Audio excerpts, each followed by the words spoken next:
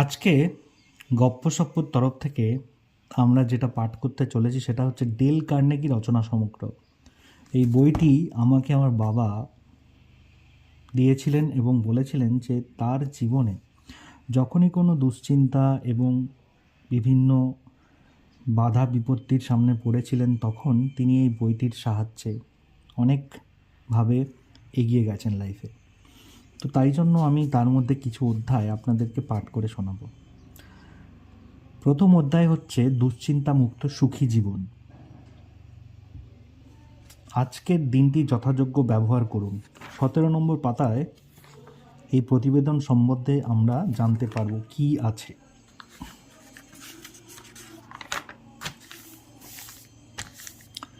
দুশ্চিন্তামুক্ত সুখী জীবন, how to stop worrying and start living. প্রথম অধ্যায়। আজকের দিনটি যথাযোগ্য ব্যবহার করুন। 1871 সালের বসন্তকালে এক যুবক হঠাৎ একটি বই পেলেন। তার মধ্যে থেকে 21টা শব্দ দিয়ে তৈরি একটা বাক্য তিনি খুব মনোযোগ দিয়ে পড়ে ফেললেন, যা তার ভবিষ্যৎ জীবনকে গভীরভাবে প্রভাবান্বিত করেছিল।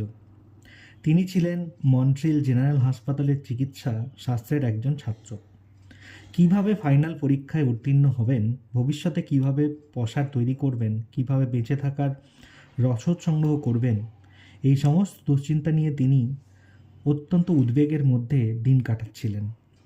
চিকিৎসাশাস্ত্রের ছাত্রটি যিনি 21 শব্দের বইটি পড়েছিলেন তা তাকে পরবর্তীকালে তার প্রজন্মের সর্বশ্রেষ্ঠ চিকিৎসকের মর্যাদা লাভ করতে সাহায্য করেছিল। তিনি বিশ্ববিখ্যাত Johns Hopkins School of Medicine এর প্রতিষ্ঠাতার গৌরব অর্জন করেছিলেন। শুধু তাই নয়, সমস্ত ব্রিটিশ সাম্রাজ্যের চিকিৎসা জগতের সর্বোচ্চ সম্মান অক্সফোর্ডের রিজিয়াস প্রফেসর অব মেডিসিন এর পদ লাভ করতে সক্ষম হয়েছিলেন। ইংল্যান্ডের রাজা তাকে নাইট উপাধিতে ভূষিত করেন। তার মৃত্যুর পর তার জীবনের সমস্ত ঘটনাবলী নিয়ে 1466 পৃষ্ঠার একটি বই বিরাট দুটি খণ্ডে প্রকাশিত হয়েছিল। তার নাম স্যার উইলিয়াম অসলার। থমাস কার্লাইলের কোনো রচনা থেকে নেওয়া এই 21 শব্দের বাক্যটি তাকে উদ্বিগ্নহীন চিন্তাবিহীন জীবনের আনন্দ উপভোগ করতে সাহায্য করেছিল। তা হলো দুর্বৃত্ত অস্পষ্ট কোনো কিছুর দিকে না তাকিয়ে হাতের কাছে স্পষ্টভাবে যে কাজের অস্তিত্ব আছে সেগুলোকে মনোযোগের সঙ্গে সুসম্পন্ন করাই আমাদের প্রধান কর্তব্য। ইয়েল বিশ্ববিদ্যালয়ের ছাত্রদের কাছে বক্তৃতা দিতে গিয়ে স্যার উইলিয়াম অসলার বললেন, তার মতো একজন মানুষ যিনি 4টে বিশ্ববিদ্যালয়ের অধ্যাপক এবং যিনি একটি অত্যন্ত জনপ্রিয় বই লিখতে সক্ষম হয়েছিলেন, তিনি নিশ্চয়ই অসাধারণ মেধাবী। তিনি ঘোষণা করলেন এমন ধারণা সম্পূর্ণ ভুল। তিনি বললেন, তার অন্তরঙ্গ বন্ধুরা জানেন তার মেধা নিতান্তই মাঝারি পর্যায়ের। তাহলে তার সাফল্যের গোপন রহস্যটা কী? তিনি বললেন, সূর্যোদয়ের সঙ্গে সঙ্গে যে দিনটি শুরু হলো, কেবলমাত্র সেই দিনটিরই চূড়ান্ত সদ্ব্যবহার করতে হবে। অতীতকে বিস্মৃত করে মন থেকে সম্পূর্ণ মুছে ফেলতে হবে। অতীতের সমস্ত স্মৃতি, গ্লানি, ঘাত প্রতিঘাত, হতাশা, কারণ অতীত সম্পূর্ণ মৃত। ভবিষ্যতের কথাও সম্পূর্ণ ভুলে যেতে হবে, কারণ ভবিষ্যতের জন্ম হয়নি। ভবিষ্যতের জন্য উদ্বেগ একজন মানুষের উৎসাহ উদ্দীপনাকে নষ্ট করে দেয়, মানসিক বিপর্যয়ের দিকে ঠেলে দেয় এবং স্নায়ুর চাপকে ভীষণভাবে বাড়িয়ে দেয়। ফলে তার চলার পথের গতি রুদ্ধ হয়। সুতরাং ভবিষ্যতের জন্য দুশ্চিন্তা ও উদ্বেগ থেকে নিজেকে সম্পূর্ণ মুক্ত রাখতে হবে। এইভাবে প্রতিটি দিনকে চূড়ান্তভাবে উপযোগী করে তোলার অভ্যাস করে তুলতে হবে। তবে কি ডক্টর অসলার এটাই বলতে চেয়েছেন যে আমরা ভবিষ্যৎ তৈরি করার জন্য কোনো রকম চেষ্টা করব না? না, মোটেই তা নয়। তিনি তার বক্তৃতায় বললেন, ভবিষ্যতের প্রস্তুতি নেওয়ার জন্য সবথেকে ভালো উপায় হলো আপনার সমস্ত বুদ্ধি, আপনার সমস্ত উৎসাহ উদ্দীপনা এবং একাগ্রতার সঙ্গে আজকের কাজগুলোকে অত্যন্ত নিখুঁত এবং সুন্দরভাবে আজই সম্পন্ন করুন। হে আমাদের প্রিয়তম প্রভু, আজ আমাদের শুধু আজকের দিনেরই খাদ্য দাও। স্যার অসলার ইয়েলের ছাত্রদের যিশুর এই প্রার্থনা দিয়ে দিনটি শুরু করতে অনুরোধ করলেন। এখান থেকে আমরা এই শিক্ষা পেতে পারি, আমরা আজ কেবল আজকের দিনের খাদ্যটাই চাইব। আজকের খাবারটাই একমাত্র খাবার যেটা আপনি খেতে পারেন। আজকের বছর অনেক বছর আগে এক কর্পদক্ষিণ দার্শনিক রুক্ষ প্রস্তরময় ভূখণ্ডে ভ্রমণ করেছিলেন। সেখানকার মানুষের পক্ষে দৈনন্দিন খাদ্যের সংস্থান করা অত্যন্ত কঠিন ছিল। একদিন একটা ছোট্ট পাহাড়ের ওপর একদল জনতা তাকে ঘিরে জমায়েত হলো। তিনি এমন একটা বক্তৃতা দিলেন যা সবচাইতে বেশি বার উচ্চারিত হয়েছিল, কিন্তু কেউ কোথাও কখনো সেরকম কথা বলতে পারেননি। এই বক্তৃতার ২৬টি শব্দের মধ্যে একটি বাক্য আছে যা বহু শতাব্দী ধরে লক্ষ লক্ষ কণ্ঠে ধ্বনিত হয়ে চলেছে। তিনি তার বক্তৃতায় বলেছিলেন, আগামী দিনের জন্য চিন্তা করা বৃথা, কারণ ভবিষ্যতের সমস্ত বিষয়ের চিন্তার ভার ভবিষ্যৎ নিজেই গ্রহণ করবে। অনেকেই খ্রিস্টের এই বাণীটিকে স্বীকার করে নেননি। তারা মনে করেন এই উপদেশ পূর্ণতা এবং উৎকর্ষতা লাভের পথে অন্তরায়। শুধু তাই নয়, কথাগুলো দুর্গেয় রহস্যপূর্ণ। আগামী দিনের জন্য আমরা নিশ্চয়ই চিন্তা করব। তারা বলেন, আমরা আমাদের পরিবারকে ভবিষ্যতের বিপদ থেকে রক্ষা করার জন্য নিশ্চয়ই বীমা করব। আমাদের বৃদ্ধ বয়সের জন্য নিশ্চয়ই আমরা অর্থ সঞ্চয় করব। আমরা ভবিষ্যতে আমাদের উন্নতির জন্য নিশ্চয়ই পরিকল্পনা করব। বাইবেলের আধুনিক অনুবাদকে বিশ্লেষণ করে খ্রিস্টের উপদেশের সঠিক এবং শুদ্ধ অর্থ উপলব্ধি করা সম্ভব হয়েছে। তিনি আমাদের ভবিষ্যতের জন্য নিশ্চয়ই চিন্তা করতে বলেছেন। কি চিন্তা করতে বলেছেন? একাগ্রতা সহকারে পরিকল্পনাযুক্ত চিন্তা, কিন্তু তা হবে সম্পূর্ণ উদ্বেগ এবং দুশ্চিন্তাহীন। মিস্টার অসলার তার বক্তৃতায় বলেন, দ্বিতীয় বিশ্বযুদ্ধের সময় আমাদের সেনাবাহিনীর কর্তারা ভবিষ্যতের জন্য সমস্ত পরিকল্পনা ছকে দিয়েছিলেন, কিন্তু উদ্বেগ ও দুশ্চিন্তাকে আদৌ প্রশ্রয় দেননি।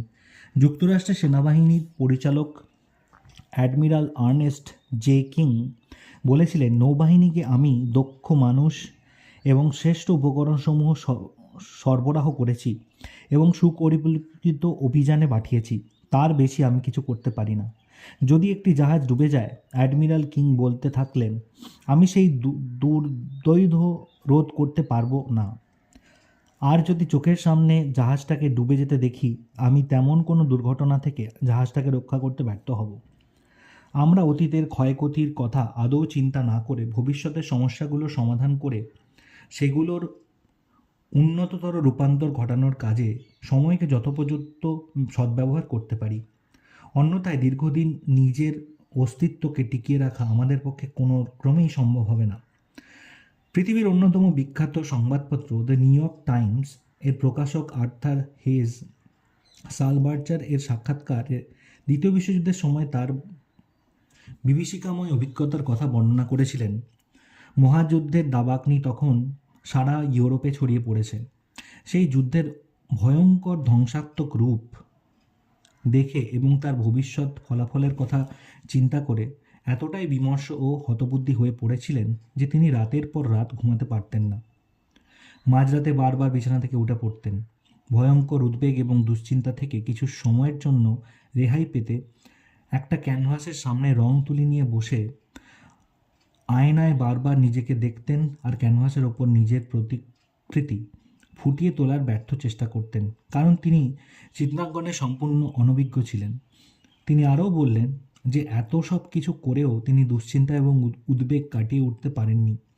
শেষ পর্যন্ত গির্জায় একটি প্রার্থনার সঙ্গীত থেকে 5টি শব্দের একটি পংক্তি জীবনের উদ্দেশ্য এবং নীতি হিসেবে গ্রহণ করেছিলেন বলেই তিনি সমস্ত দুশ্চিন্তা থেকে মুক্তি পেয়ে আনন্দ এবং শান্তির পথ খুঁজে পেয়েছিলেন। পংক্তিটি হল, একটি পদক্ষেপেই আমার পক্ষে যথেষ্ট।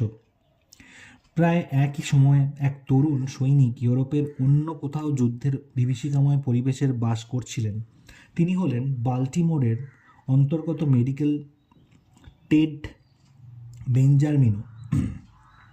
তিনি যুদ্ধের ধ্বংসাত্মক মরণ রূপ দেখতে দেখতে প্রচণ্ডভাবে মানসিক অবসাদের শিকার হয়ে পড়েছিলেন। একটা দিনপঞ্জি থেকে তার মানসিক বিপর্যয়ের কথা আমরা জানতে পারি। তিনি লিখেছেন, 1945 সালের এপ্রিল মাস। নিজের সদা সর্বদা উদ্বেগ এবং দুশ্চিন্তার মধ্যে বাস করার ফলে আমি এমন এক রোগে আক্রান্ত হলাম যাকে ডাক্তারি পরিভাষায় বলা যায় স্প্যাজমেটিক ট্রান্সভার্স কোলন। যুদ্ধ তা বন্ধ না হলে শারীরিক দিক থেকে আমি সম্পূর্ণ বিধ্বস্ত হয়ে যেতাম। যুদ্ধের সময় অসংখ্য মৃতদেহ দেখতে দেখতে আমি ভীষণভাবে ক্লান্ত এবং বিপর্যস্ত হয়ে পড়েছিলাম।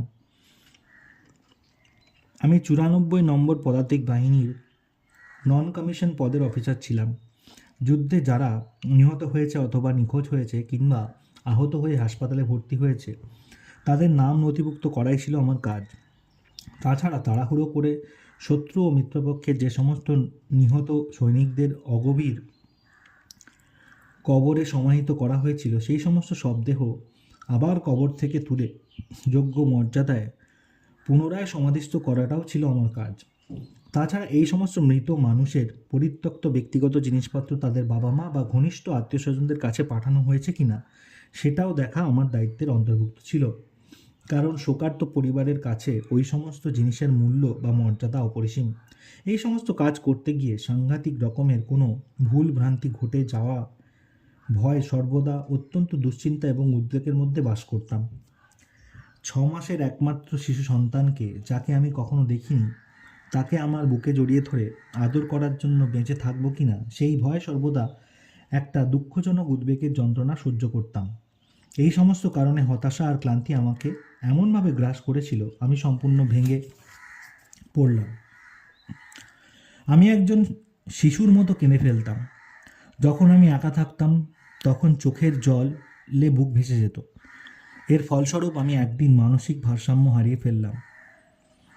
এরকম অবস্থা থেকে কখনো যে আবার সুস্থ স্বাভাবিক জীবনে ফিরে আসব সে আশা আমার মন থেকে সম্পূর্ণ লুপ্ত হয়ে গেল। অবশেষে আমি একদিন সামরিক হাসপাতালে ভর্তি হতে বাধ্য হলাম। সেখানকার একজন ডাক্তার আমাকে যে সমস্ত উপদেশ দিলেন তার অনুসরণ করে আমার জীবনের অমূল্য পরিবর্তন ঘটে গেল। তিনি আমাকে নানা রকম পরীক্ষা নিরীক্ষা করে জানালেন যে আমার এই ভয়াবহ অবস্থার কারণ সম্পূর্ণ মানসিক। টেড, তিনি আমাকে সম্বোধন করে বললেন, আমি চাই তোমার জীবনে নিজের জীবনটাকে একটা বালির ঘড়ি ভেবে নাও। তুমি জানো এই বালির ঘড়ির ওপরের অংশটা হাজার হাজার বালুকণা থাকে এবং সেগুলো ধীরে ধীরে আর সমানভাবে মাঝখানের সরু লম্বা অংশটা দিয়ে ঝরে পড়ে। বালির ঘড়িটা নষ্ট না করে এই এক কণার বেশি বালি আমরা সংকীর্ণ অংশটার মধ্যে দিয়ে ঝরে পড়তে দেব না। তুমি, আমি এবং প্রত্যেকে এই বালির ঘড়ির মতোই। সকালের শুরু থেকেই আমাদের সকালের হাতে অজস্র কাজের চাপ থাকে আর মনে হয় সমস্ত কাজগুলো ওই দিনই সুসম্পন্ন করতে হবে। কিন্তু একই সময়ে আমরা যদি একটার বেশি কাজ সম্পন্ন করতে চাই তাহলে বালির ঘড়ির সরু গলা দিয়ে একসঙ্গে অনেকগুলো বালুকণা ঝরিয়ে ফেললে যেমন সেটা তার উপযোগিতা বা ব্যবহারযোগ্যতা হারিয়ে ফেলে, তেমনি আমাদের শারীরিক এবং মানসিক গঠনেরও একই পরিণতি হবে।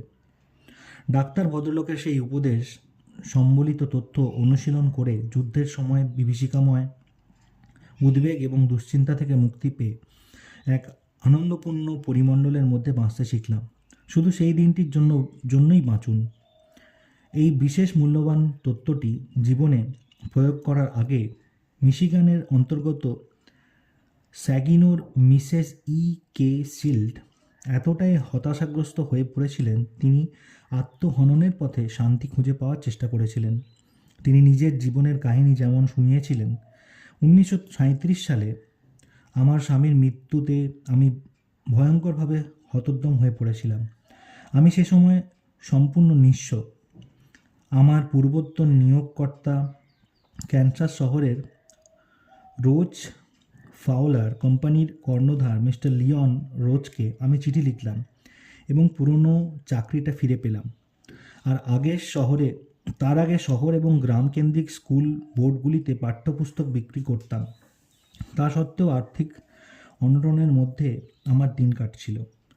আমার স্বামীর অসুস্থতার জন্য 2 বছর আগেই গাড়িটা বিক্রি করতে হয়েছিল।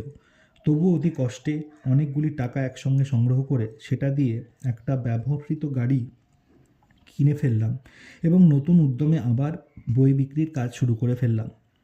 ভেবেছিলাম বিভিন্ন এলাকায় ঘুরে ঘুরে বই বিক্রি করার কাজটা আমার হতাশা এবং বিষণ্ণতাকে অনেকটা প্রশমিত করবে।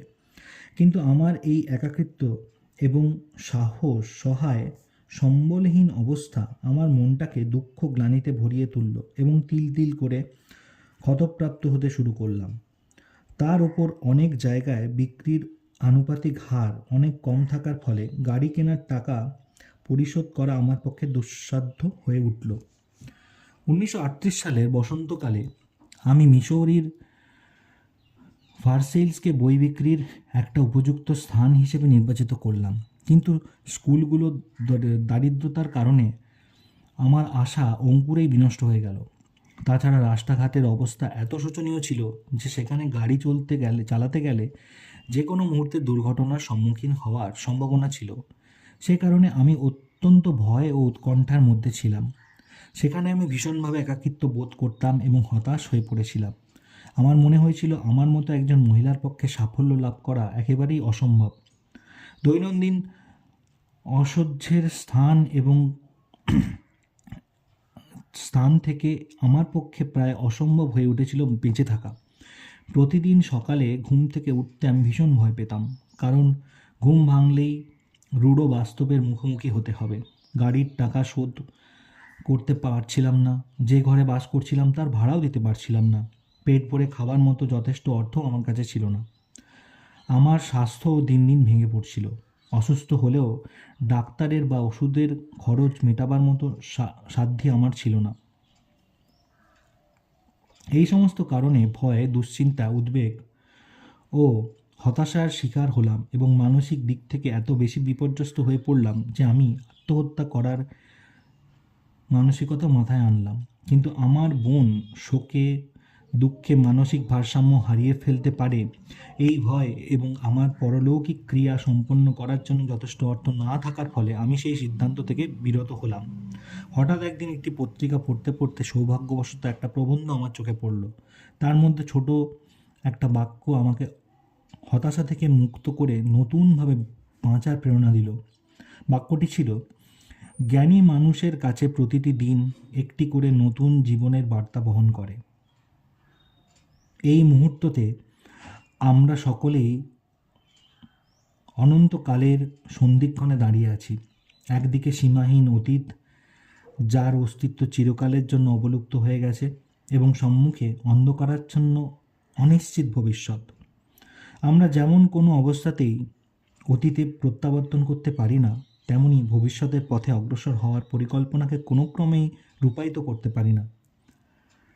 ও ধরনের চেষ্টা করলে আমাদের শরীর ও মন ধ্বংসপ্রাপ্ত হবে। সুতরাং অতীতের সমস্ত যন্ত্রণা গ্লানি বিস্মৃত হয়ে এবং অজানা ভবিষ্যতের জন্য উদ্বিগ্ন না হয়ে সূর্যোদয় থেকে সূর্যাস্ত পর্যন্ত সময়টুকুকে যদি আমরা আমাদের যথোপযুক্ত কাজের মাধ্যমে উপযোগী করে তুলি, তবেই আমরা প্রকৃত আনন্দ ও শান্তির সন্ধান পাব। আশা করি আপনাদের এই প্রতিবেদনটা ভালো লাগলো। নমস্কার।